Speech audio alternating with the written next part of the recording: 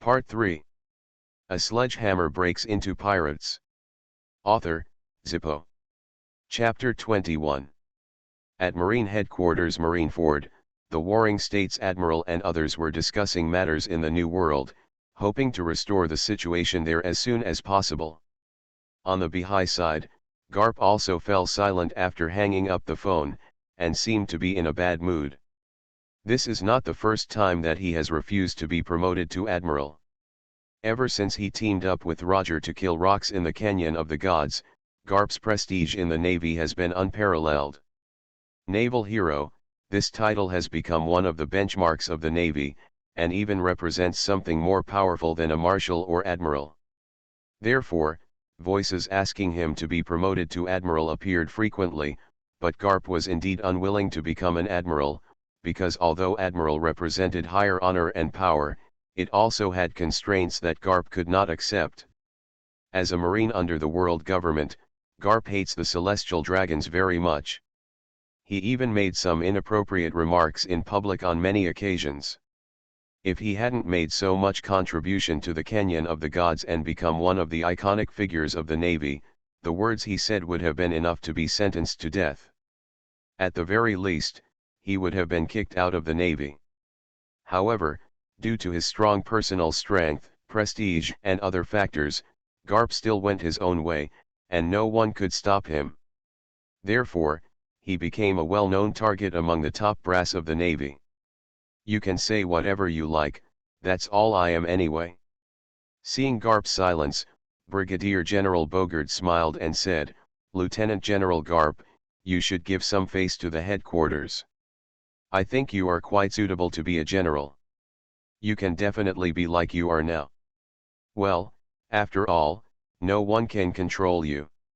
"Ha ha ha ha, Bogard, are you praising me or scolding me?" Lieutenant General Garp asked with a smile after hearing this.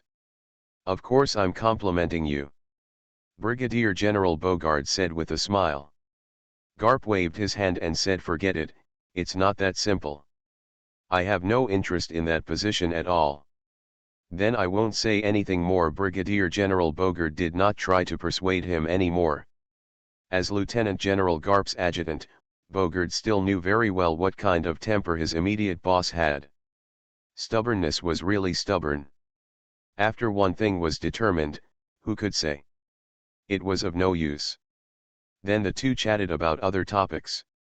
Not too far away from the huge warship, an ordinary-looking whaler was sailing nearby. Oh!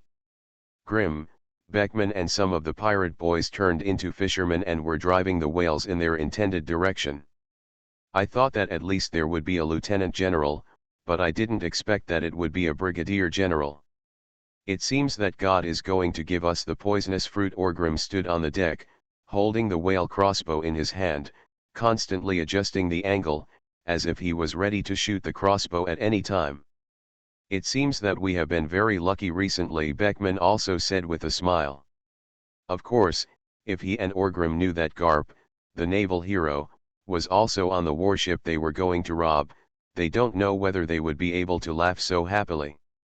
According to the news given by Doflamingo, the person coming from the Navy headquarters this time was a Commodore named Bogard.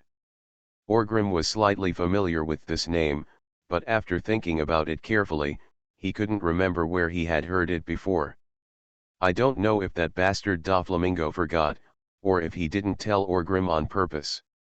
Anyway, he didn't tell Orgrim that Brigadier General Bogard was Lieutenant General Garp's adjutant. After thinking about it for a while, Orgrim was very sure that among the famous naval generals in the future, there would not be a person named Bogard, whether he was a lieutenant general, a major general, or even a general. Therefore, Orgrim directly regarded this guy as he is a passerby brigadier general with no future or strength. In this way, he is more confident.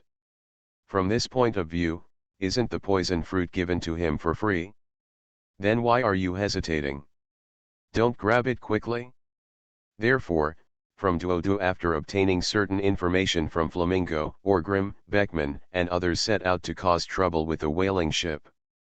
The main reason for using a whaling ship was because the warships in the North Sea were too dazzling.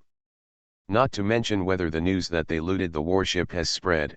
What if they get too close to the warship of the Navy headquarters and are asked to give a code or something? That must not be correct. Isn't it time to sit on the wax? Therefore, Orgrim and Beckman both felt that it was better to use a whaling ship, which was easy to camouflage, less conspicuous, and easier to get close to for a surprise attack. Moreover, compared with warships, whaling ships were more convenient for boarding battles. "Mr. Chui, I saw it, what a big warship," Gangplank stood on the observation deck and said excitedly. It was also the first time for him to see the giant warship of the Navy headquarters, so of course he would be excited. Orgrim had an evil smile on his face when he heard this. He said, "The target has appeared." After he finished speaking, he looked at the sky again. It was going to be dark soon, which made him feel more confident. Without further ado, the time was just right, so Orgrim shouted in a deep voice, "Get ready and start taking action." As soon as he finished speaking, Orgrim suddenly pulled the trigger on the whaler crossbow in his hand. The trigger, just listen, bang. There was a bang. The huge and sharp crossbow arrow burst out from Orgrim's hand, hitting the back of the giant whale that Orgrim and others had driven away for a long time with great accuracy. The next second, the whale roared in pain, and blood began to overflow from its wounds, quickly turning the sea area red. The attacked whale endured the pain and was driven by Orgrim to swim in the direction of the warship.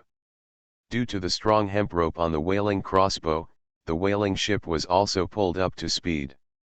"My accuracy is still so good," Orgrim first boasted, and then said to Beckman beside him, "Bring your specially made crossbow," and with the next shot, hit the Navy warship. The warships of the Navy headquarters are very huge, and Orgrim and the others compared with this whaler is only 1/5 as big as others, and judging from the height of the ship, the gap is even more obvious.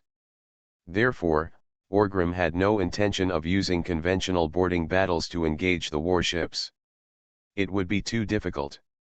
By the time everyone climbed onto the warships, they probably wouldn't have much strength left, and they might just die. So Orgrim's plan was to hit the side of the warship directly with the crossbow, and then the two ships quickly drew closer.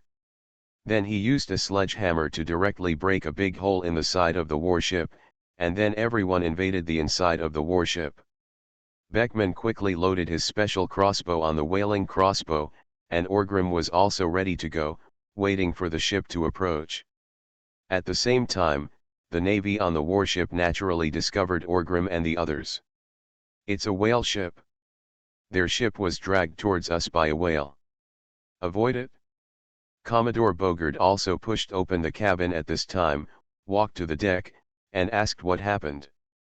"Commodore, it's a whaler. They were dragged by the injured whale and came towards us," the Navy soldier responded quickly. Commodore Bogard didn't take this seriously. After all, this naval warship is the largest in the world. Who dares to provoke it? What's more, there are still people on board. As a naval hero, even if he meets some desperados, it will be for nothing. However, Commodore Bogard is a very kind man. He took a look at the whaler and found that it was the size of a common ship in the North Sea. It was completely different. What kind of threat would it pose to warships? So I thought this might just be a group of fishermen who make a living by hunting whales. Find a way to avoid it and don't sink their ship.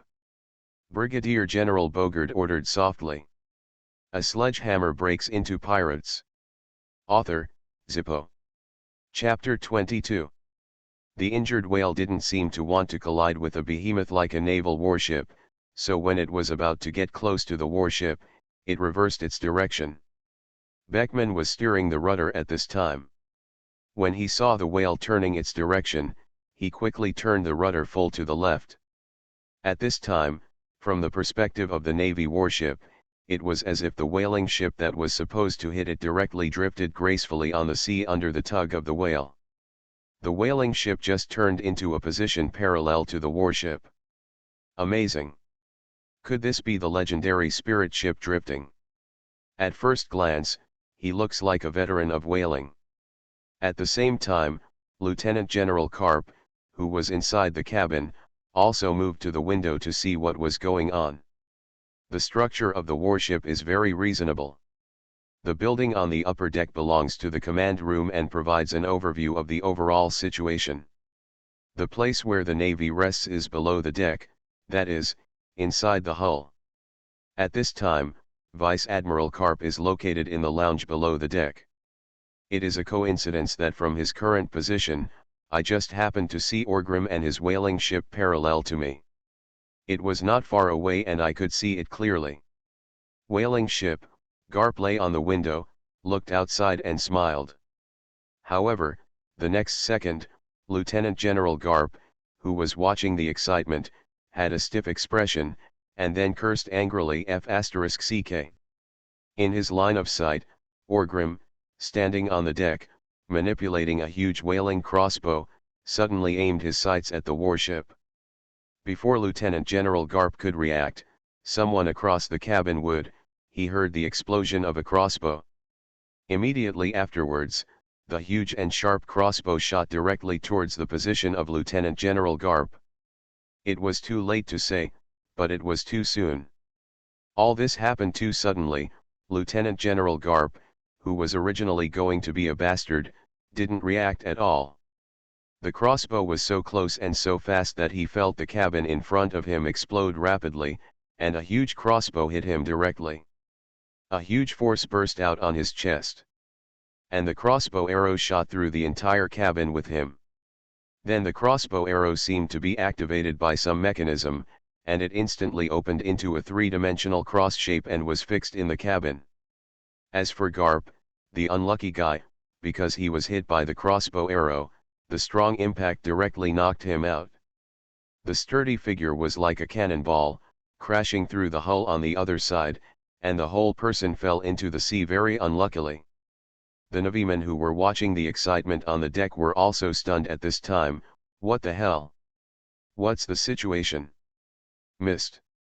Accidental injury.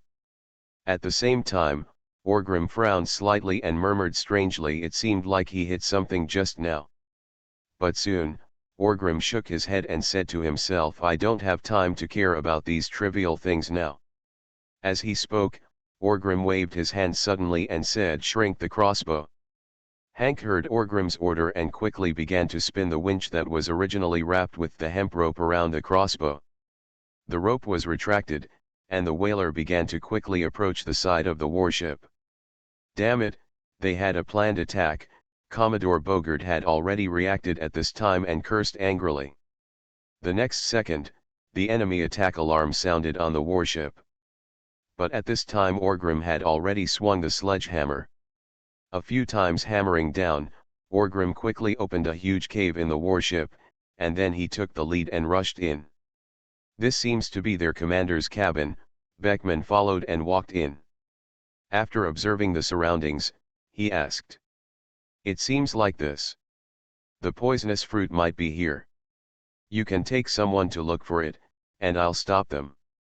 Orgrim nodded quickly and said, okay, stay safe. Beckman didn't hesitate and agreed decisively. Orgrim carried the sledgehammer and walked out, preparing to meet the Navy for a while. When he opened the door, Beckman asked again, don't forget it on the way. Destroy their cabin and power, and if we really want to escape, our ship may not be as fast as their warship.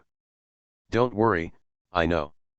Orgrim smiled, and then rushed out of the cabin with a group of boys. Beckman led another group of people and began to search the room. At the same time, he also looked at the other side of the cabin with some confusion. There was a big hole. It seemed like something had been blown away and fell into the sea. This guy Orgrim was using a sledgehammer to wreak havoc inside the warship. Soon, he came to the door of an auxiliary power room and kicked it open. When he walked in and took a look at the door, Orgrim recognized what kind of device it was. It was the outer wheel device of a warship. After losing the power of the sail, this outer wheel can be started, just like a water wheel rowing, to provide the warship with a certain amount of power. If there is a breakthrough in seafloor stone technology in the future, this outer wheel device will also be an important piece of equipment to support the Navy in crossing the windless zone.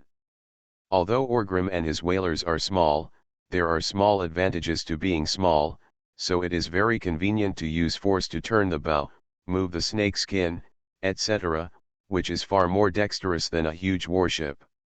Once the outer wheel device of the warship is destroyed, the warship's flexibility will be reduced a lot again, and their evacuation will be difficult. It was more secure. So without even thinking about it, Orgrim prepared to smash this place to pieces. At the same time, Garp, who had just accidentally eaten a hidden arrow from Orgrim, was shot down and fell into the sea. The lieutenant general, at this time, was also holding onto the protruding outer wheel device on the outer layer of the warship, trying to climb back onto the warship. "Damn bastard, don't ask me to catch you." The more Garp thought about it, the angrier he became, and he couldn't help but curse secretly. At this time, he felt a dull pain in his chest. If he hadn't been strong, powerful, and in excellent physical condition, an ordinary person would have died from that sudden blow just now. But at this moment, he seemed to hear some movement inside the cabin, as if it was being demolished. Before he could think about it, the cabin in front of him exploded again from the inside out, and then Garp saw a huge hammer swinging toward his head. "Dry," Garp cursed angrily.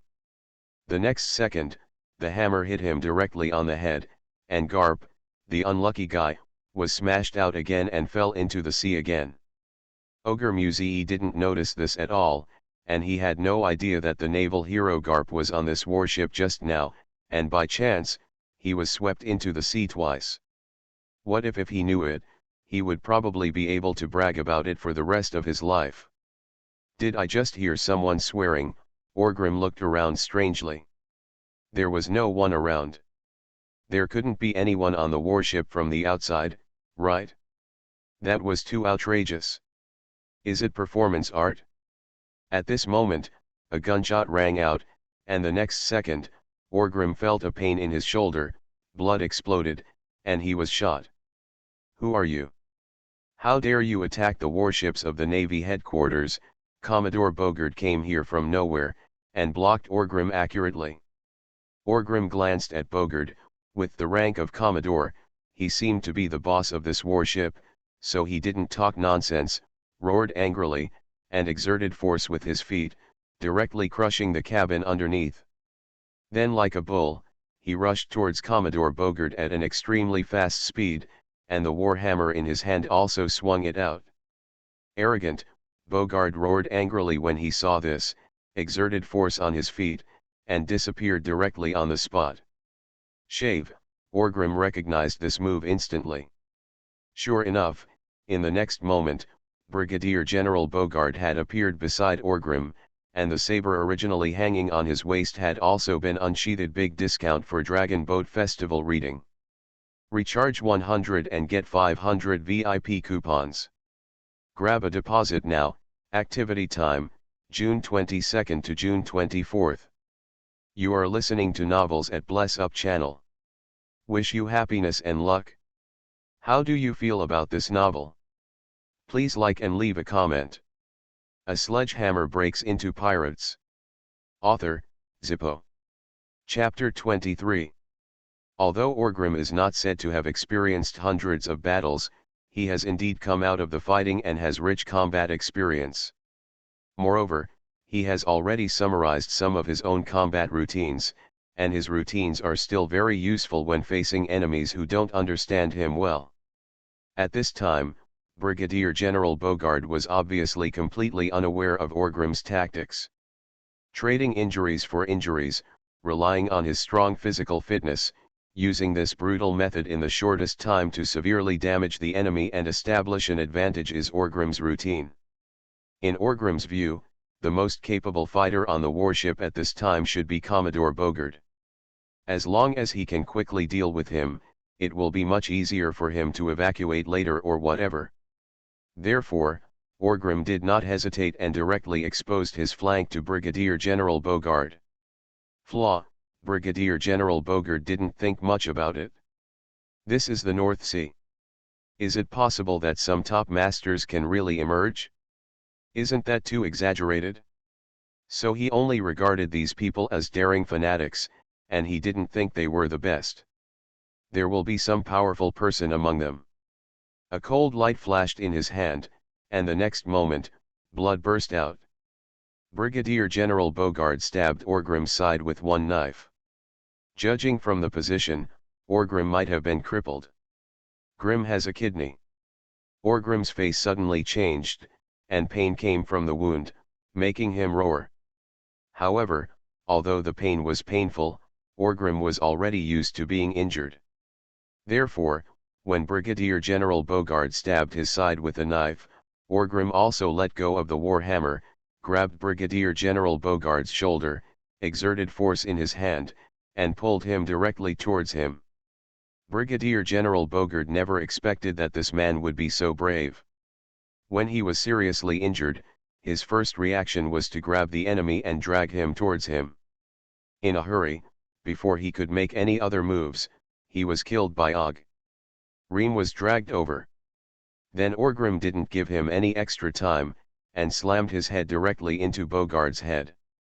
Boom, with a muffled sound, Bogard received this powerful and heavy head, but he only felt that his eyes were black and his consciousness was a little erratic. But after all, he was an elite naval officer.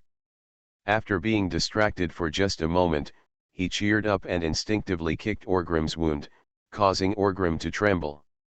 As the saying goes, Orgrim didn't pause after the headbutt.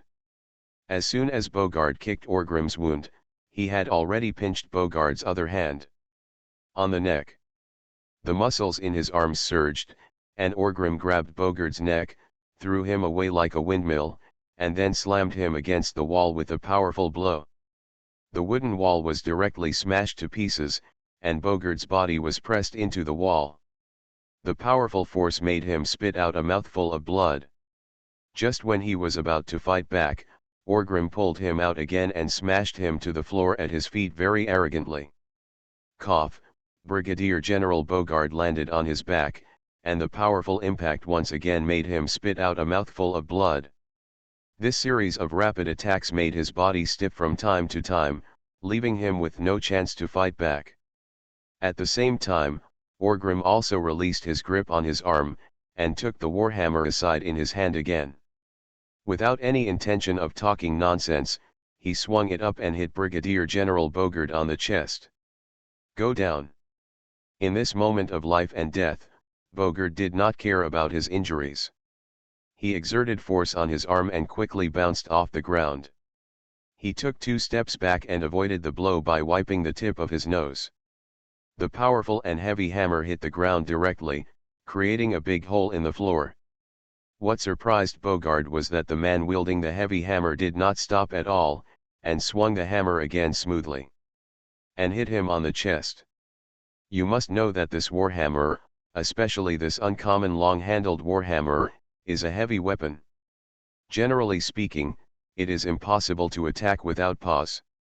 It is powerful and heavy, which is what it should be. Some performance. But the man in front of me wielding a sledgehammer was so dexterous when using this long-handled warhammer. Roll, Orgrim roared angrily, and the warhammer in his hand hit Brigadier General Bogard's chest directly. Indeed, this blow was very flexible and fast, but it was not without cost.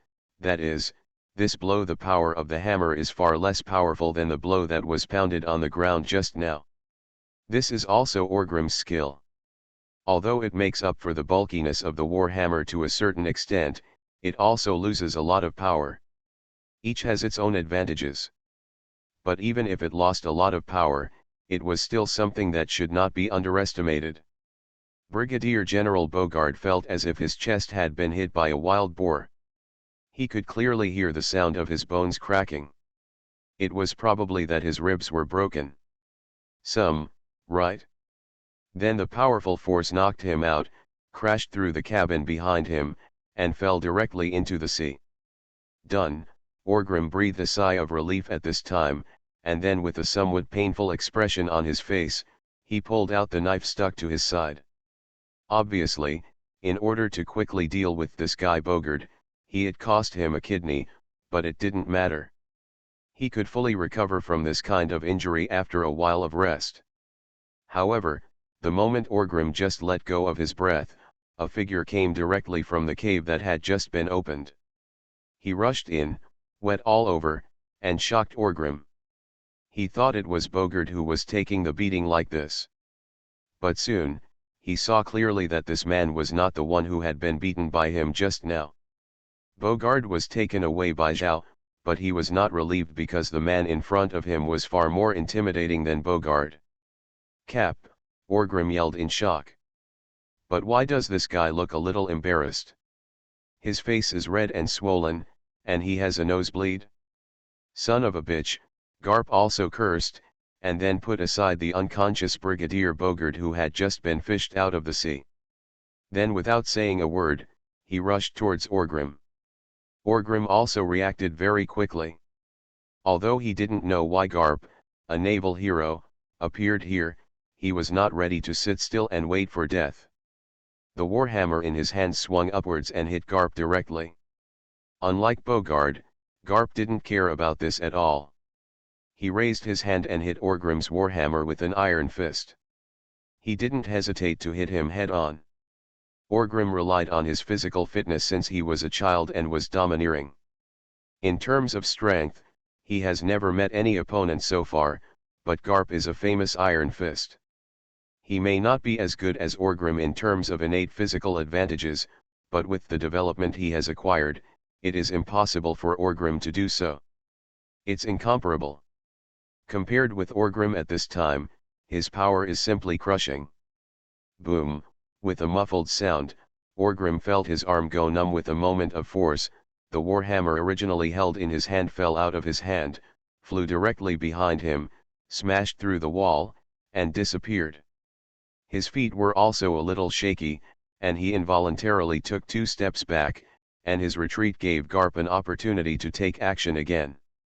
I saw Garp take a step forward, his body rushed directly in front of Orgrim, and then punched again without hesitation. Poof, Orgrim spit out a mouthful of blood and felt that all the ribs on his chest were broken, and his internal organs were probably shattered a lot, right? But the more times this happens, the more ferocious aura within Orgrim wants to explode. The powerful impact caused Orgrim to lift his feet off the ground. Just when he was about to fly backwards, he suddenly grabbed Garp's arm. "Who do you think I am?" Orgrim roared angrily, and the strength in his hand exploded, forcing Garp to stagger forward. With Garp's arm, Orgrim also stood firm, and at the same time, he gave a headbutt to he hit Garp on the bridge of his nose. A sledgehammer breaks into pirates. Author, Zippo. Chapter 24. Garp is nothing but a tough guy. Not long ago, he was caught off guard and took a hammer from Orgrim, which was not a big deal, let alone Orgrim's headbutt. He just felt that his nose was sore, the bridge of his nose might have been broken a little, and his eyes were a little hazy. But in a moment, he adjusted his condition and changed the position of Orgrim's original grip on his arm with his backhand, so that he grabbed Orgrim's arm. Then without any hesitation, he suddenly burst out with strength in his hand, twisted his backhand again, and directly turned away from Orgrim's arm. Orgrim screamed in pain. At this time, his arm was pinned by Garp. Garp changed his feet and came directly behind Orgrim. He used force again in his hand and forced Orgrim's arm to on his back, completing a grapple. "Boy, although I don't know who you are, I admire your courage for actually attacking the warships of the Navy headquarters. You can spend the rest of your life in Impelton." Garp held Orgrim with one hand, and at the same time kicked Orgrim on the leg. This series of actions directly knocked Orgrim to his knees.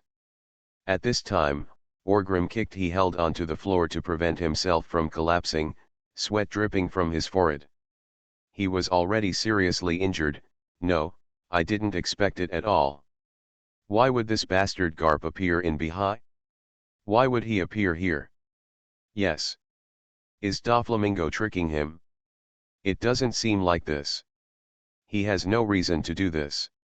After all, if he is caught by Garp, he will have to confess him, and maybe he will be used as an instigator. The pirates attacked the navy. And there was no life or death feud between them, so there was no need to make such a fuss. At this time, the sun had already set over the sea, and Orgrim felt fierce in his heart, and directly activated his talent, Dark Knight the Power. This feeling is very strange, as if there is an extra source of power in the body. This improvement is a comprehensive improvement of his comprehensive strength. Even the self-healing power has been enhanced a lot. He slowly stopped. He injured himself, but it was still of no use, but it was better than nothing. Then Orgrim's arm locked by Garp began to exert force, as if he wanted to break free, but Garp's strength could not be easily breaking free. Even if Orgrim enters an explosive state, he is still no match for him. Stop struggling in vain. Garp felt that this guy wanted to save himself. He frowned slightly and scolded. "You're teaching me how to do things," Orgrim cursed angrily. The next second, Orgrim suddenly exerted his strength, and there was a click. The bones broke. His arm locked by Garp was directly twisted by himself. The sharp bone spurs from the broken arm bone pierced Orgrim's muscles and skin, and were exposed to the air. It was very terrifying. Blood burst out from the wound like a spring. The intense pain stimulated Orgrim. His brain turned red, and he fell into a state of madness. The fracture of his arm allowed Orgrim to regain his freedom to a certain extent. At least he didn't have to kneel on the ground and listen to Garp's nonsense. Completely ignoring the twisting of his arms, Orgrim exerted force on his feet and stood up directly. Looking back, he hit Garp with a right hook on the head. Garp did not expect Orgrim at all. This guy Reem is so cruel. He twisted his own arm without saying a word, just to have room to fight back. In a hurry, he directly received Orgrim's furious punch with his face, and the strength in his hand. He also let go of Orgrim's broken and twisted left arm involuntarily. At this moment, the sound of 3 consecutive shellings reached Orgrim's ears, and he immediately understood that this was Baker. It was a signal that man and the others had succeeded. Judging from his current strength and condition, it was simply impossible to defeat Garp, so Orgrim didn't want to think about it anymore. Since Beckman and the others had succeeded, there was no need for him. Why are you entangled with this guy? Just find a way to run away. As for whether it is embarrassing to run away, what is there to be ashamed of? Pirates can't defeat the navy, so isn't this a normal thing to find a way to escape? It's too late to say. At that time, Orgrim did not say any harsh words, nor did he continue to compete with Garp. He ran back 2 steps, grabbed the unconscious Bogart in his hands, and headed towards him without saying a word. He threw him out of the cave. He tried his best with the swing, and Bogart flew 100 or 200 meters and fell into the water. At the same time, Orgrim also plunged into the sea. Laughed and said, "Sharks in the North Sea have very sensitive noses, Lieutenant General Garp." Garp also chased to the side of the cave and glanced at Orgrim, who was diving into the water. At this time, he wanted to chase, but he could still catch up. But Bogart. "Just like that bastard," Orgrim said, "Bogart is covered in blood right now, and he might be torn apart by sharks in the next second. Should he save people or capture them at this time? Bet." After hesitating for a moment, Garp cursed angrily, "Don't ask me to meet you again, bastard." Then he also plunged into the sea and swam in the direction of Bogart. After all, Lieutenant General Garp is a kind and emotional person, not so cold-hearted. Bogart has been his subordinate and adjutant for many years, and he can't help but save him. If Sakaski were here now, Orgrim would probably be cold. Oh, no, it's cooked. Orgrim's water quality is still very good. After all, in the whaling industry, ships often capsize. If the water quality is not good, they will definitely die. Dragging the twisted arm, they swam from the warship to the other side. At this time, Beckman and the others were cutting the hemp rope tied to the crossbow and preparing to run away quickly. Orgrim, Beckman was very panicked when he saw Orgrim dyeing the surrounding sea water red. He quickly dropped what he was doing and jumped into the sea, dragging Orgrim with him. Got it on the boat. Come on, damn it, the naval hero Garp is on the ship for some reason. He will be chasing you in 3 minutes at most. Orgrim didn't care about anything else and quickly urged. At the same time, the hemp rope was cut.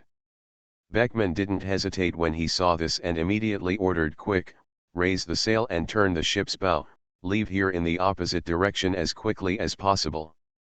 The whaling ship was small and agile. It quickly left the location of the warship. At this time, the warship was slowly turning around, as if it wanted to pursue. This guy Garp was holding the unconscious Bogart in his arms. Gritted his teeth and looked at the small whaling ship that was getting further and further away, and finally took a deep breath and said, "Stop chasing, there are leaks in many places, find a nearby port for repairs, call the ship's doctor quickly." After arranging this, Garp once again recalled the decisiveness and ferocity of the man who broke his arm without hesitation. His eyes were slightly gloomy, and then he said, "Who were those people just now? I want their information, go find it for me and contact the headquarters." Lieutenant General Garp, a Navy man, ran over in a panic and said. "What's wrong?" Garp asked in a somewhat unkind tone. The poisonous fruit was snatched away by them," the Navy responded quickly. "Asshole," Garp smashed the fence on the deck with a fierce punch and cursed. After a slight pause, Garp said in a deep voice, "It seems that these bastards are here for the poisonous fruit, find out their identities, report it to headquarters. Everyone, I will start adjusting the update time today. The first update will be updated around 8 o'clock in the morning, then the second update around 17 o'clock in the afternoon, the third update around 19 o'clock, and the fourth update around 21 o'clock update.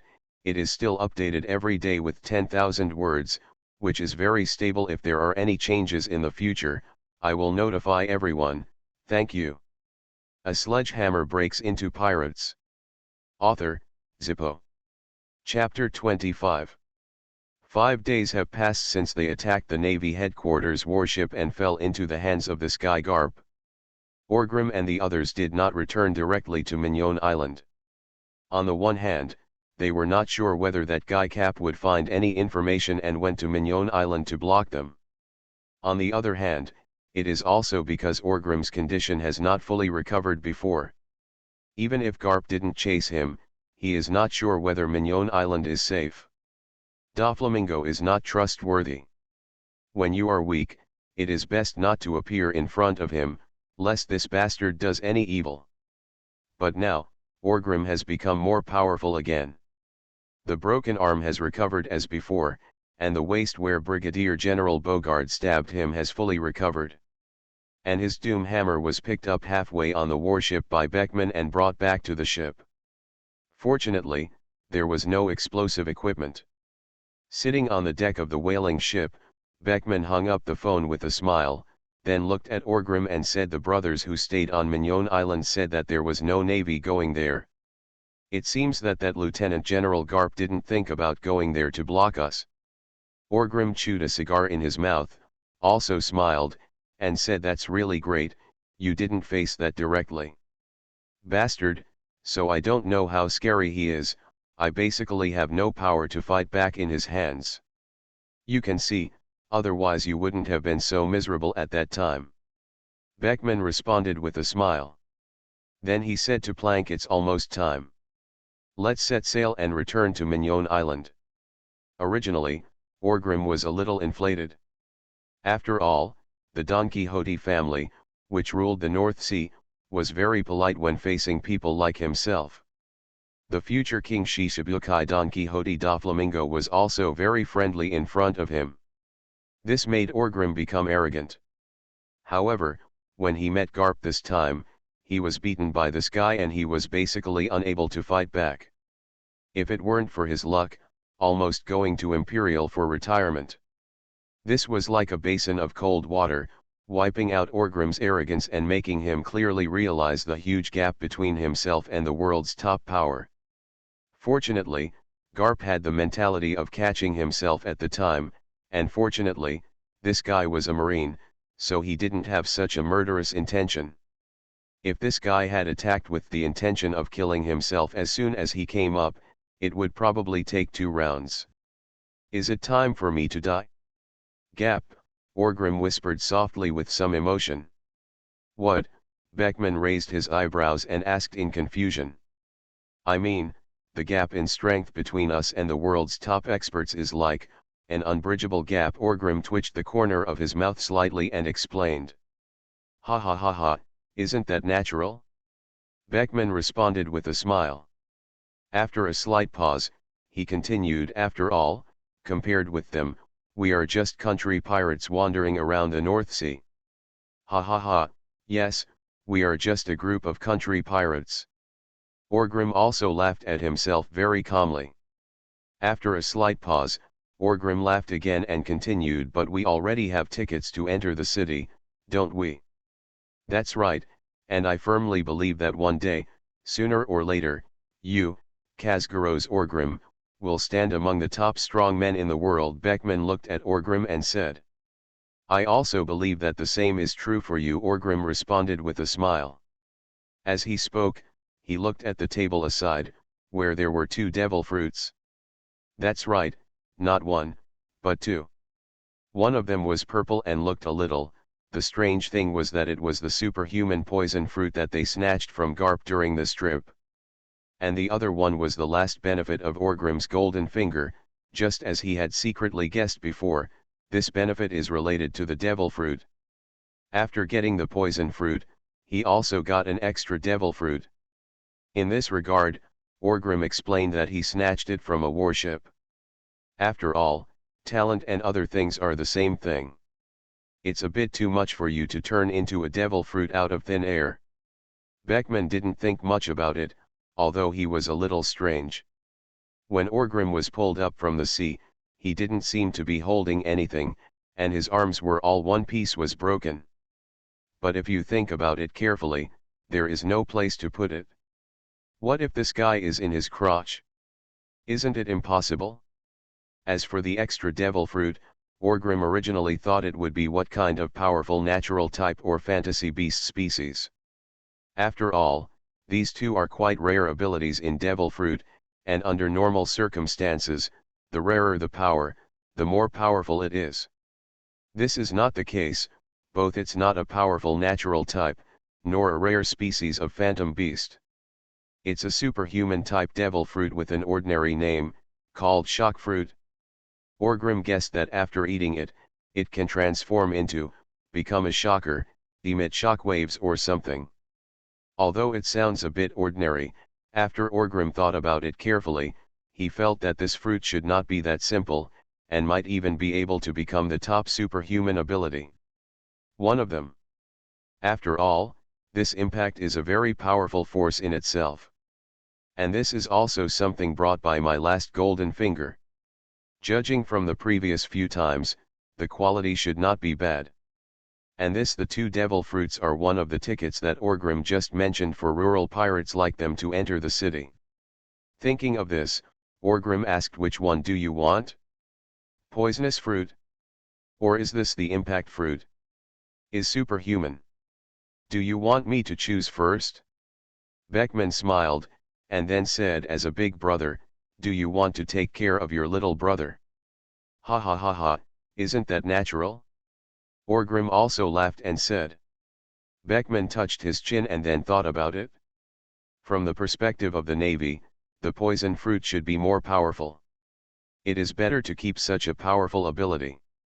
Give it to Orgrim, so that his strength can be enhanced more and he can be worthy of the position of boss.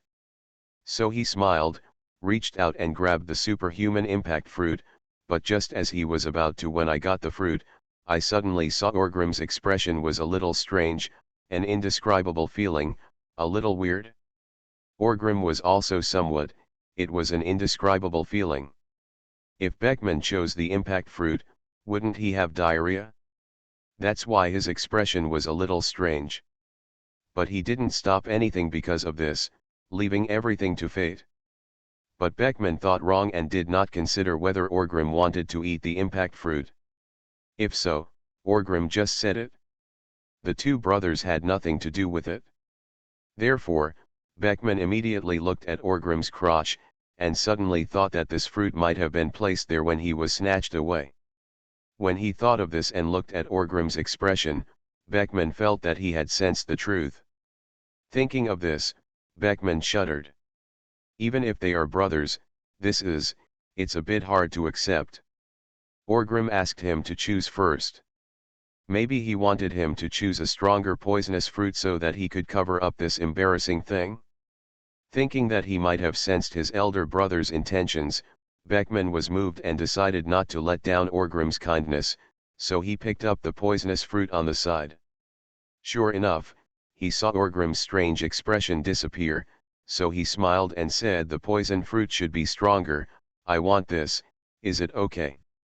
"Ha ha ha ha, of course it's no problem, who among us will follow whom?" Orgrim laughed. At the same time, he also sighed in his heart, "Oh, after all, you are the only one who has shouldered everything. This is fate, Beckman. You are listening to novels at Bless Up channel. Wish you happiness and luck. How do you feel about this novel? Please like and leave a comment. A sledgehammer breaks into pirates. Author, Zippo. Chapter 26. 5 days were enough for the Navy headquarters to turn over the details of Orgrim and the others. It could even be said to be more than enough. It's just that there is an important factor in this, so it was confirmed that the entire 5 days will last. This factor is Golden Lion Shiji. Kazgarot Orgrim, Ben Beckman, and Karanda Neiman are not biological siblings, but they have a very good relationship. They grew up together. According to the latest information, Karanda Neiman is the guy from the Golden Lion. The Warring States General looked at the report in his hand and murmured softly. Not long ago, the Golden Lion went to Bihai, and this Karanda Neiman appeared in the small town of Agalan, seemingly trying to find her two brothers, but failed. Consultant Ahe followed softly. Although it was unsuccessful this time, the possibility of people like Orgrim joining the Golden Lion pirates cannot be ruled out in the future, General Zifa also said in a deep voice. After a long time, General Warring States continued, "I thought they were just a group of ordinary pirates, but I didn't expect that Golden Lion was involved. These guys are likely to make that bastard Shiji more arrogant." But soon, the Warring States General's expression relaxed again, and he said, "But Garp has seriously injured that guy. Whether he will survive is a question. According to Garp, even if he can survive, with the injury will require at least half a year of rest, and may even leave serious sequelae. In terms of strength, this Orgrim is not a threat now, but it should not be underestimated." Consultant Ahe nodded and said. "Decisive, ruthless, cruel enough to himself, and even a little cunning, the threat level is not low anymore. If he really grows up in the future, I'm afraid it will be a big trouble. We can't relax our vigilance against him just because of his strength, not to mention, he is very likely to become a poison fruit user. We all know how powerful this ability is." After thinking about it for a while, General Zifa still felt that he should pay attention to this new group of Kazgarot Orgrim who emerged from the North Sea. The Warring States General also had some thoughts in his heart. After being silent for a while, he spoke. Shen Sheng said, "Then don't hesitate, issue a higher reward, increase their threat level, focus on investigating them in the North Sea, and try to get as much latest information on them as possible." A few days ago, they just gave Orgrim a bounty of 85 million belly, and they all felt that the bounty was too much, and there were some signs of flattery. But that night, this damn Orgrim committed an even greater crime, even daring to attack the warships of the Navy headquarters. That's not all. What's even more exaggerated is that guy Garp was on the ship, and he couldn't catch this bastard. I was shocked. The warring states generals were a little confused. And unlike the crime in the 103rd branch of the North Sea, this time Orgrim showed extraordinary combat power and seriously injured Lieutenant General Garp's adjutant, Brigadier General Bogard. Later, they also robbed the poisonous fruits they transported, which brought a big blow and humiliation to the Navy. After some discussion, the warring states general finally decided to increase the bounty of Orgrim to 150 million belly. And at the same time, a reward of 50 million belly was issued for Ben Beckman, a guy who had not yet shown any prominence. Because he instinctively felt that maybe this Ben Beckman was also a big threat. 3 brothers and sisters, the warring states general murmured softly.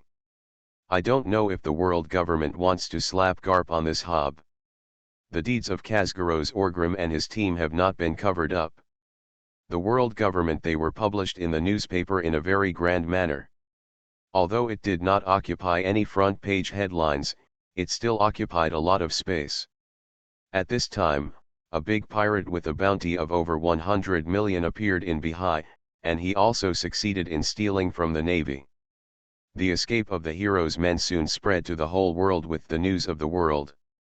In the New World, in a certain sea area, on the Oral Jackson of the Roger pirates, Roger was holding a wine glass in one hand and he was holding a newspaper in one hand and laughing heartily. Ah ha ha ha ha, this guy Garp is so embarrassed. Was he fooled by a newcomer? Roger laughed and said. He didn't particularly care about this Orgrim. After all, there are pirates like Orgrim every year, but the ones who can really fight out of the cruel sea are very few. At this time, Orgrim is not worthy of the attention of these pirate bosses. Compared with this, Roger is more concerned about this guy Garp. He saw that his old rival was defeated in the North Sea. Although there was no actual loss, it also lost a lot of face. Of course Roger would feel gloating. A little bit incredible, Riley smiled. After a pause, Riley asked with some conspiracy theory, do you think this guy Garp did this on purpose? I heard he was forced to become a general. About Garp and the admiral of the Navy headquarters, the story between this is not a secret in the sea. After all, anyone with a discerning eye can see that there is now a vacancy among the 3 generals known as the Navy, and that is for Garp. It's just that Garp hasn't been filling in for a long time, and there are more rumors at sea, such as Garp not wanting to be a general. The rumor that he has a nose and eyes is quite close to the truth. Roger smiled when he heard this, waved his hand and said, no, I know that bastard Cap. He may really not want to be such a naval admiral, but as a person, he doesn't even bother to use this method to resist. Rayleigh also smiled and said, I'm just talking nonsense. The Whitebeard pirates didn't pay attention to this matter, but another pirate boss was forced to pay attention to this matter. That is the Golden Lion Shiki, known as the Flying Pirate. Over a certain sea area in the New World, a huge island floated into the sky. It looked very magnificent. This was the main residence of Shiji, the pirate boss, in the New World. At this time, Shiji also looked at the excited subordinate not far away in front of him with 2 bounty orders waving in his hands. Admiral, these are the 2 brothers I told you to find in Bihai. How about it? Very powerful, right? My eldest brother got a reward of 150 million belly as soon as he went to sea, and the second brother also got 50 million belly, Karanda Neiman, the King Kong Barbie, said excitedly. Shiji seemed to be in a good mood today. Hearing Neiman's words, he smiled and said, from a newcomer's perspective, it's very impressive. It will definitely become more powerful in the future. I just checked the Devil Fruit illustrated book. The poisonous fruit is also a very powerful superhuman type, right, Admiral? Neiman asked excitedly. Shiji nodded with a smile and said, yes, it's very powerful. This is the advantage of big forces like Shiji. Neiman has the Devil Fruit illustrated book that has never been seen before by Orgrim and others, and Neiman can even read it at will. In fact, even in the Golden Lion pirate group here, Not everyone is qualified to look through things like devil fruit illustrated books. However, Shiji seems to value Neiman very much and trains her carefully. It is obvious that Neiman does not have any great achievements, but Shiji has. She was promoted to a cadre position. Even though this position was not very high, it was still possible to see Shiji's preference for her. How could an ordinary person come over and chat with Shiji so casually?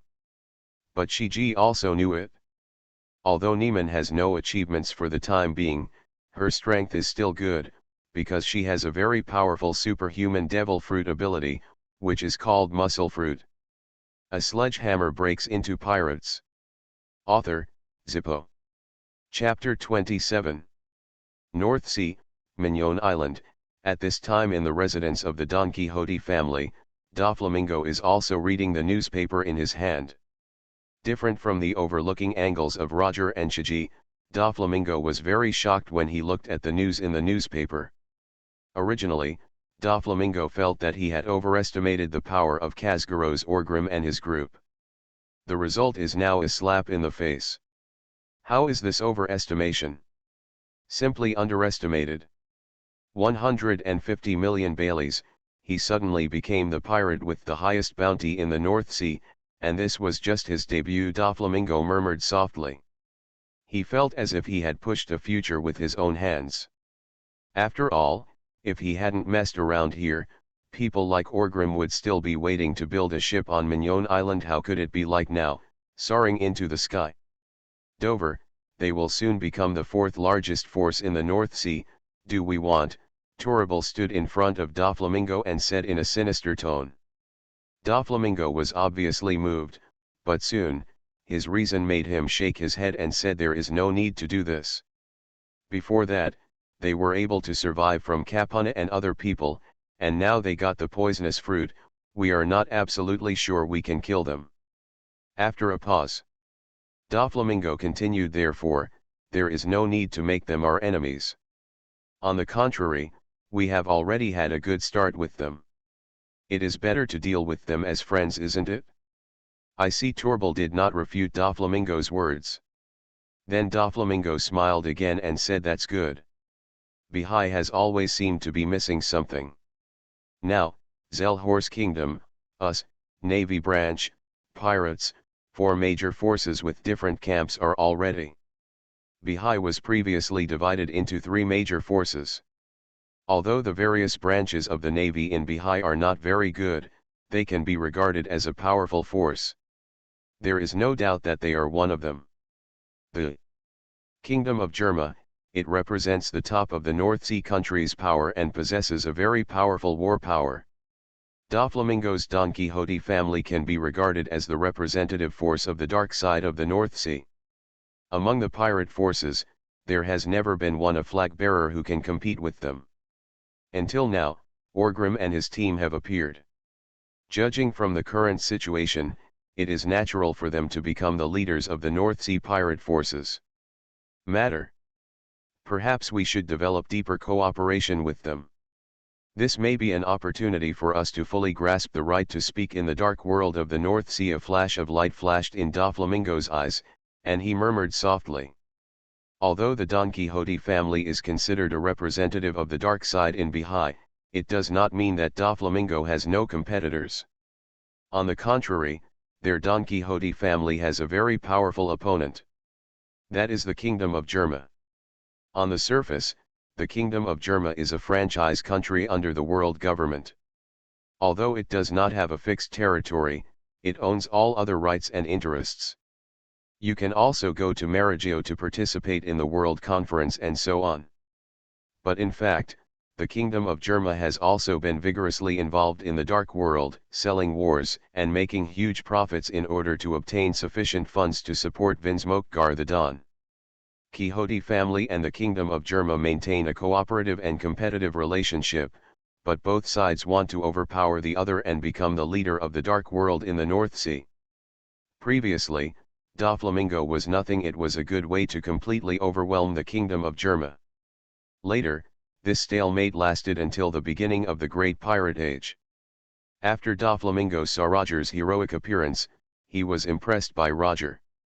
Although he did not give up the business of the Don Quixote family, but he did plunge into the wave of the great pirate era and changed his career to become a professional player in the promising camp of pirates. Then he rode the wind and waves and entered the Grand Line. In the first half, we entered the New World, and eventually became the king of the Shichibukai, captured Dressrosa handed down from our ancestors, and were crowned king. The foundation of the Don Quixote family was transferred to the New World to make a bigger one. The business is gone. The kingdom of Germa has completely become the overlord of the North Sea. Who has the last laugh here actually depends on the level and purpose. After all, the kingdom of Germa's long-cherished wish is to find a fixed land in the North Sea. To gain a foothold and even dominate the North Sea. Although Doflamingo seems to be one step ahead in the world, we can't say that the kingdom of Germa has lost because of this, can we? But these are all things for later. Doflamingo brother Ming has not been moved by Roger at this time, so he has no intention of becoming an excellent pirate. What he wants now is to become the true leader of the dark side of the North Sea and make his business bigger and stronger. There were no good opportunities in the past, but now, if we can achieve in-depth cooperation with Orgrim and the others, joining forces to overthrow the Germa kingdom, it seems like it would not be a dream.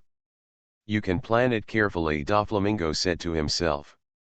At this moment, Gladius walked in, glanced at Doflamingo, and said very respectfully, "Young master, Casgaros, Orgrim and the others are back and are at the port."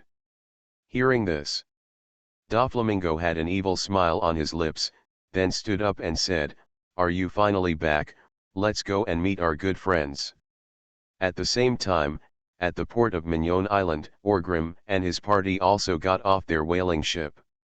Compared with before going there, they also had some changes at this time, such as losing some manpower. Another example is that the unlucky kid Ben Beckman put on a gas mask. Yes, in Impelton, it was the people around Magellan who wore gas masks. After all, who called him the boss of Impelton? Of course no one dares to ask him to wear it himself. But it is different here in Orgrim. We don't have funds from the world government. How can we have a gas mask for everyone? Doesn't it cost money? Instead of this, why don't you baker man can just wear it himself, so as not to harm us? So Beckman put on the gas mask very hard. Of course, this is not a permanent thing. Beckman thinks that after he can completely master the power of this poisonous fruit, if it can be retracted and retracted freely, it should be able to be removed. Orgrim walked to the port in 2 steps, and then he looked helplessly at the ground under his feet. The originally flat ground had been broken into pieces by his steps. It's coming. This is not because he used a lot of leg strength, but because he is now a devil fruit user.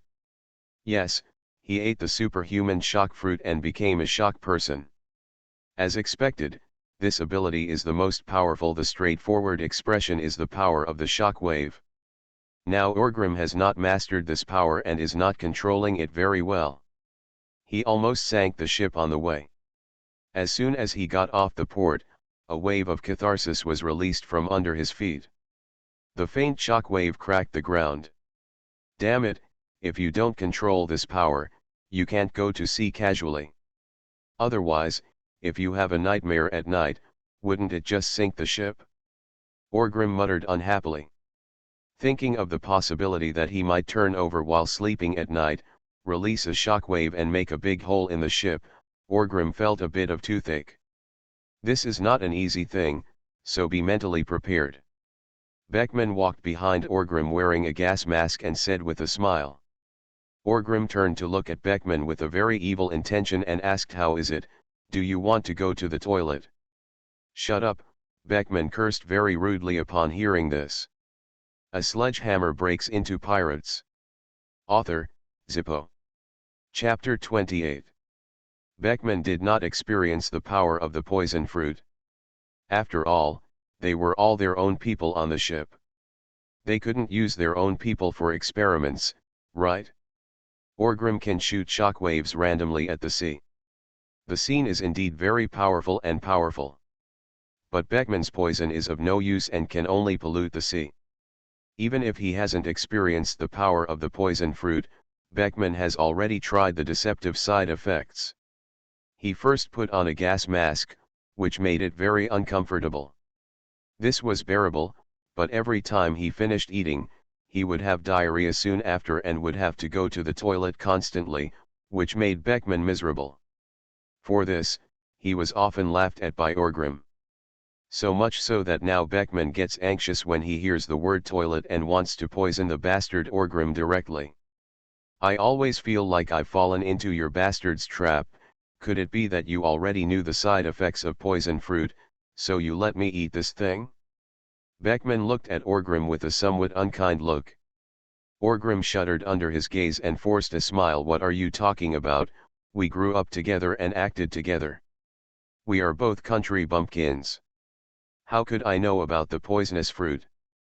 As if this explanation was not enough, Orgrim paused for a moment and added, what's more, our fruit abilities are chosen by ourselves. They are all fate. You can't accuse someone of innocence out of thin air. Beckman stared at Orgrim suspiciously for a while, then smiled and said, I was just joking. Alas, it's all fate. I hope this poisonous fruit is powerful enough, otherwise I will be at a huge loss. He just complained casually, without really suspecting anything. After all, from all angles, all these developments seem to be fate. What does it have to do with Orgrim?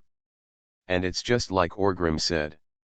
In that case, how could they, country bumpkins, know the accurate information about the poison fruit? While Orgrim and Beckman were chatting, Doflamingo also walked to the port with his arrogant steps and smiled. Here, he waved to Orgrim from afar. It felt like there was a very good friendship between them. But he didn't reach out to hit the smiling man. Although he met Garp this time, Orgrim was very embarrassed and almost hung there, but the result was good after all. So Orgrim also waved to Doflamingo with a smile and said, I didn't expect that the young master would come to greet me. What an honor. Phew, I'm here to apologize to you, Mr. Orgrim, Doflamingo said with a smile. If you don't mind me, just call me Orgrim. Orgrim said with a smile and waved his hand. Doflamingo also smiled when he saw this, and then said, you call me young master, and I call you Orgrim. It seems a bit inappropriate. I don't know what else to do. I thought you were my subordinate. Such misunderstanding is not good, but the gentleman is indeed a little off topic.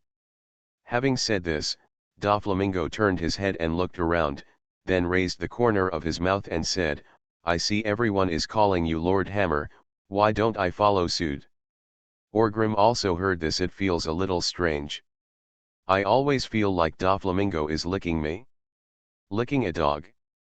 However, he did not refuse anything and said with a smile, young master, whatever you think is appropriate. Phew, that's settled, Mr. Hammer. Doflamingo smiled and nodded. Then before Orgrim could speak, Doflamingo's expression straightened and he said, I'm really sorry this time, but I still want to explain. I really didn't know that the hero of the Navy, Garp, was also on this ship, so as not to cause unnecessary misunderstandings between us. Ha, young master, you are worrying too much. Of course I will not misunderstand anything. After all, that guy Garp is a high-ranking member of the Navy. It would be strange if young master could keep track of his whereabouts at any time, wouldn't it? Orgrim said with a smile and waved his hand. I'm relieved if you think so. Doflamingo didn't dwell on anything. They chatted for a while, and then Doflamingo asked, have you received any news at sea? You are a big shot now, Mr. Hammer. Orgrim and Beckman looked at each other, and then shook their heads at the same time. I guess no newsbird is willing to stop their little broken ship, right? Beckman asked curiously. Big shot. What happened? Doflamingo said with a smile, your story has been on the news and spread all over the world. Within a week, the bounty changed twice. The first time was 85 million, and the second time, that is, now, you are the great pirate Hosgarot Orgrim with a bounty of 150 million. 150 million, Beckman murmured in surprise, and then felt a little relieved. It didn't feel like it was an exaggeration?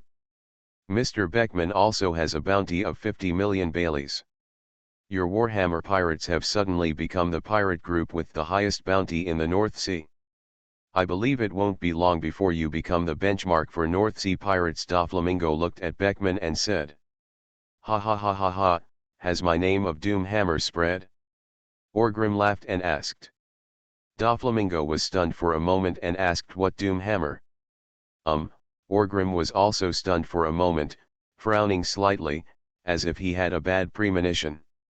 Ahem, Orgrim cleared his throat and then asked, since I am now a great pirate with a bounty of 150 million belly, why should I have a name?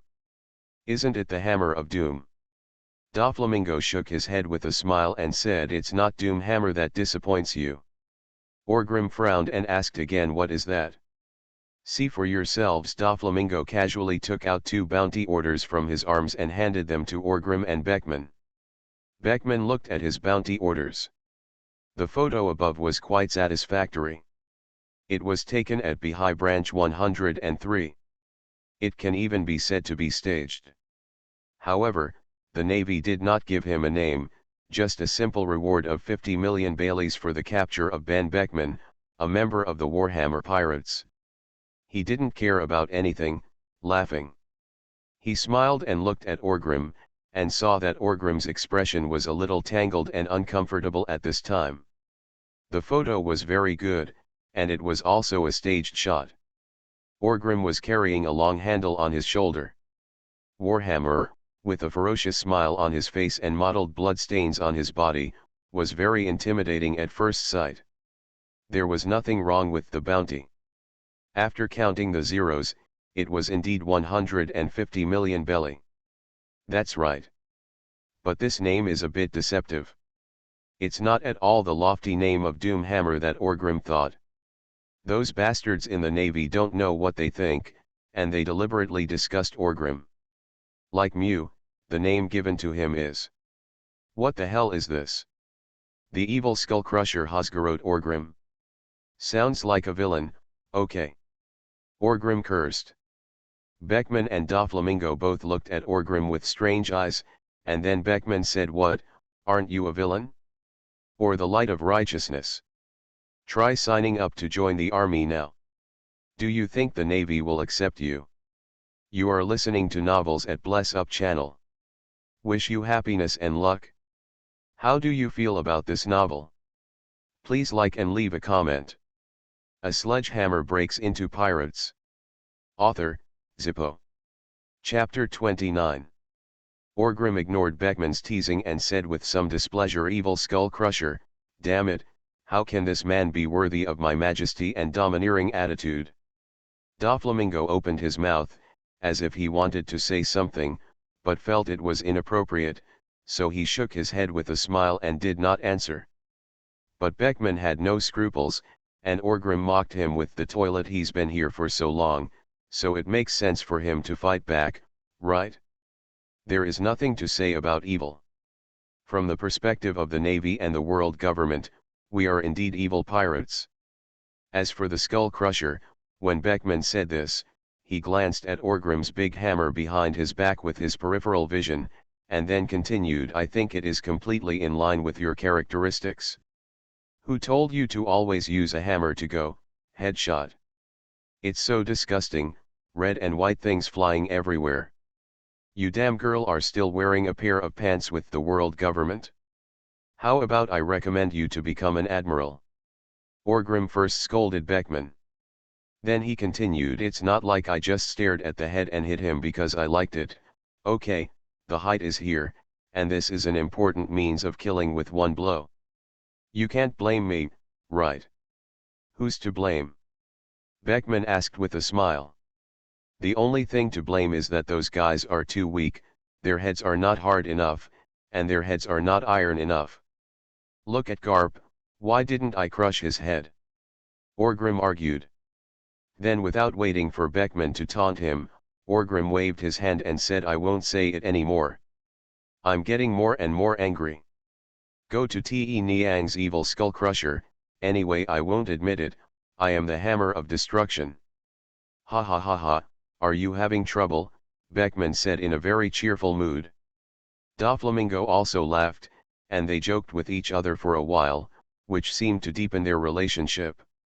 I have to say that Doflamingo is a very good person. Yes, just a few words put Orgrim in a good mood, and he looked like a good brother to him. By the way, Mr. Beckman is wearing a gas mask, in other words, have you taken over the ability of the poisonous fruit? Doflamingo looked at Beckman and asked curiously. Beckman's face turned bitter and he said, "It was indeed taken down by me, but if I could go back to the past, I would definitely think more about it." "Ha ha ha ha ha, there is no turning back in life, just focus on the future, Beckman." Orgrim laughed. "Mr. Chewy is so awesome. The poison fruit has such a powerful ability." Doflamingo shook his head when he said this, looking a little emotional. Although before they set off, Orgrim said he was going to help Beckman grab this devil fruit, but actually doing it is another matter. I really envy their brotherhood. Think about Rossi Nandi again. It's a scam, alas, I can't pick it up. Speaking of which, I haven't thanked you enough. There were 2 devil fruits on the warship. I ate the other one and gained a lot. Orgrim laughed. 2. Doflamingo was stunned for a moment. He had never heard of it at all. But Orgrim had already made up his mind to pass the blame to the Navy. As for whether the Navy admits it or not, it's none of my business. What do we pirates do? Can you believe what the Navy says? Anyway, I got it from your warship, and there's nothing wrong with it at all. That's right, too, Orgrim nodded with certainty. What is the ability? Natural system? Animal department? Superman type? Doflamingo raised his eyebrows and asked. He attached great importance to Orgrim, and was naturally very interested in the abilities Orgrim gained. Although many people said that there is no strongest devil fruit, only the strongest esper or something like that. Doflamingo doesn't deny this, but he doesn't completely agree with it, because no matter how you look at it, there are indeed levels of devil fruit, strong and weak. The simplest example, the shock fruit and the whisper fruit are both superhuman types. Can their effect and power be the same? You said they are not strong or weak. Isn't that nonsense? Therefore, he wanted to know what Orgrim's ability was, so as to let's deduce how much help this devil fruit can bring to Orgrim, and have a deeper understanding of Orgrim's potential. Orgrim smiled and did not speak directly. Instead, he turned and faced the port. Then he suddenly raised his arm, and then an inexplicable force began to appear on his arm. Before Doflamingo could observe anything, Orgrim moved toward a large ship parked in the port. Sara punched out. The next second, several circular shock waves erupted from Orgrim's arms, scraping a deep mark on the ground of the port, and then hit the big ship. Powerful, the impact instantly shattered the ship and caused a large wave in the port bay, causing many people in the port to exclaim. What? Devil fruit abilities. After Orgrim finished the blow, he turned around, smiled, and said, "This is my ability." He hasn't developed anything, but he can still release the most straightforward shock wave. As for that ship, no one cares about it, whether it is Orgrim, Doflamingo or Beckman. After all, none of them are good people. If you are dissatisfied, you are always welcome to come to him to settle accounts. Shockwave? Doflamingo asked softly.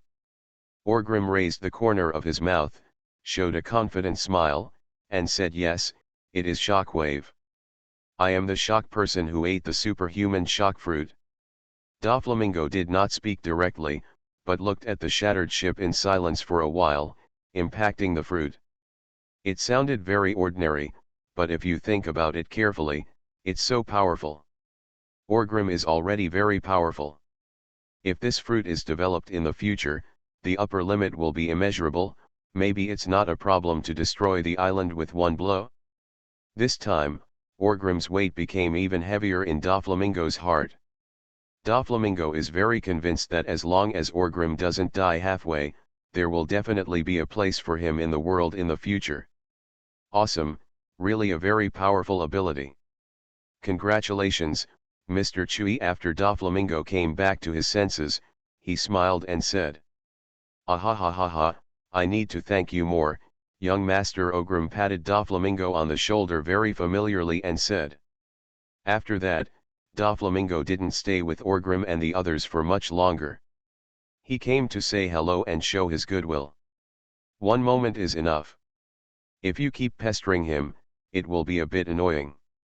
Doflamingo is very measured in his actions and has already made up his mind to make friends with Orgrim, so naturally he will not do such annoying things. In the next few days, Orgrim and others rested on Mignon Island. This time they went to rob the warship of the Navy headquarters.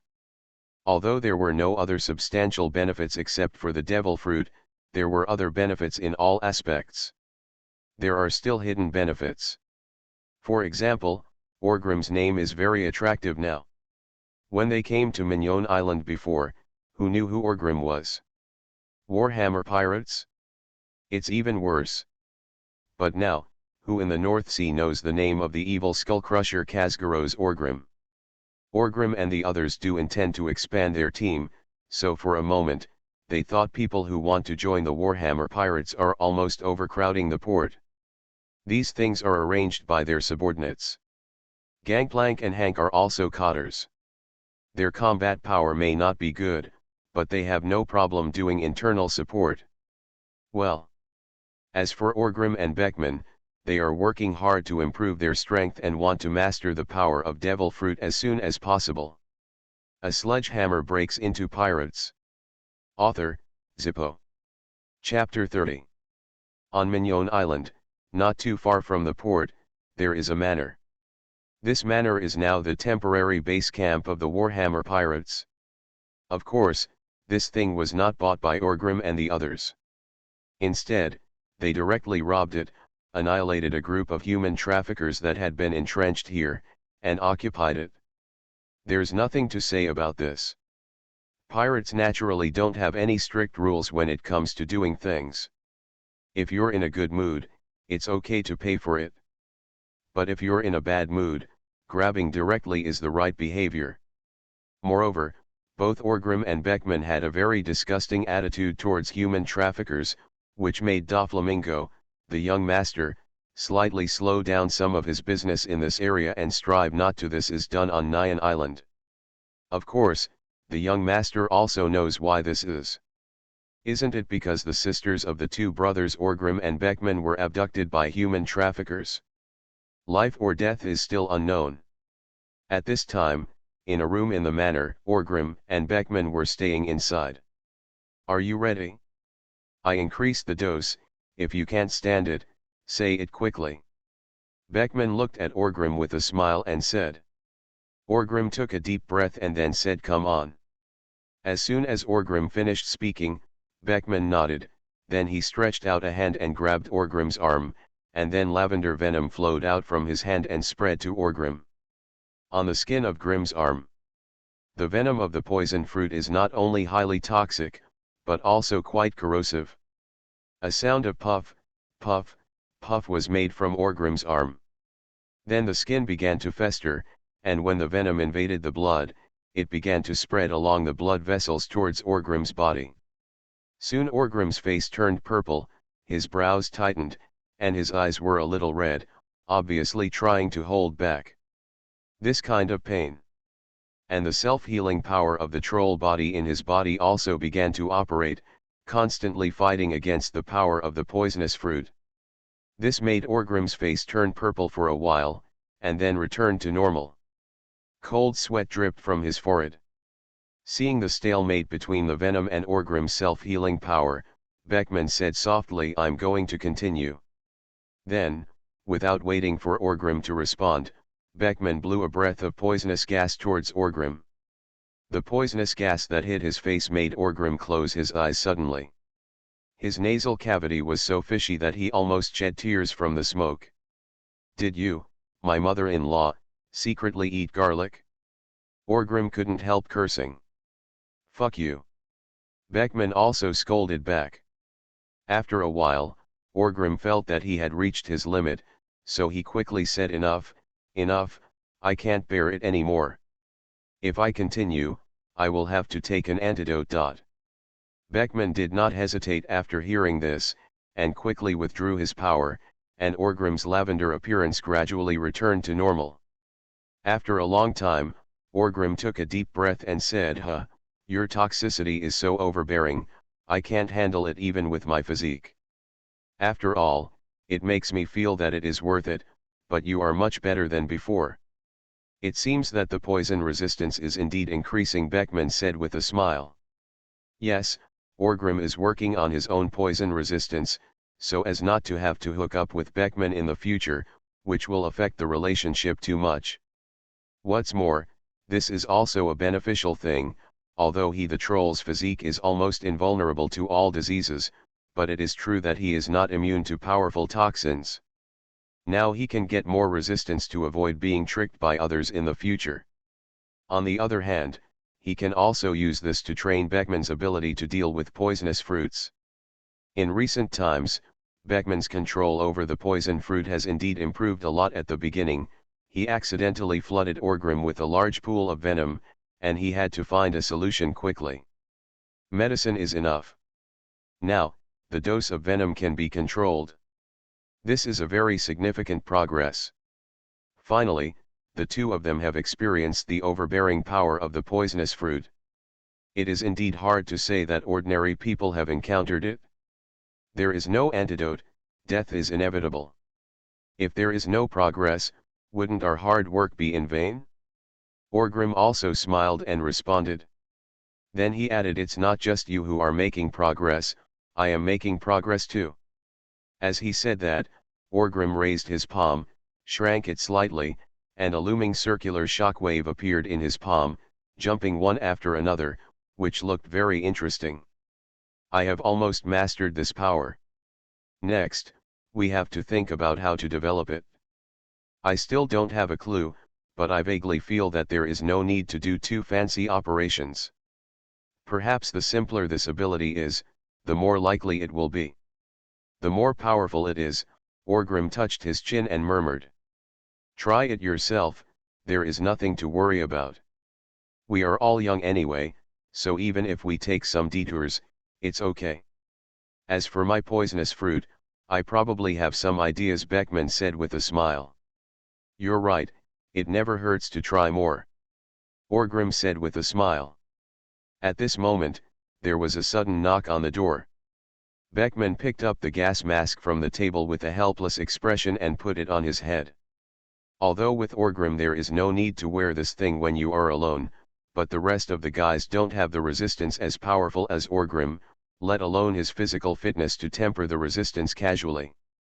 And Beckman doesn't have it either. At that time, you had to spend that time with them doing all these bells and whistles. If you have that time, you might as well use it to train yourself and try to avoid putting poison without wearing a mask as soon as possible. Seeing that Beckman put on the gas mask, Orgrim said, "Come in." As soon as he finished speaking, Gangplank opened the door, walked in with a smile, and said, "Master Chui, second master, are all here?" "This is not nonsense." Orgrim cursed with a smile. Gangplank also smiled, and then got to the point. "Master Hammer, this is the specific situation of our pirate group this month." As he spoke, Gangplank handed a somewhat messy document to Orgrim. Orgrim opened it and looked at it, then threw it to Beckman. "The mortality rate is very high." Orgrim smacked his lips and said. After flipping through a few pages, Beckman said, "Compared with this, the benefits are also amazing. Get rid of the bad and keep the good. This is the idea set by Mr. Chui." Gangplank said with a smile. It has been 3 months since Orgrim and the others returned to Mignon Island, and neither Orgrim nor Beckman have left the island for half a step. After all, this ability has not been used. Before they are familiar with it, accidents can easily happen when they go to sea, and since there is nothing urgent to do, they can rest assured to research their abilities on the island. However, the Warhammer pirates are not idle, and there may be a shortage of people on Mignon Island. Others, but the villains are completely sufficient.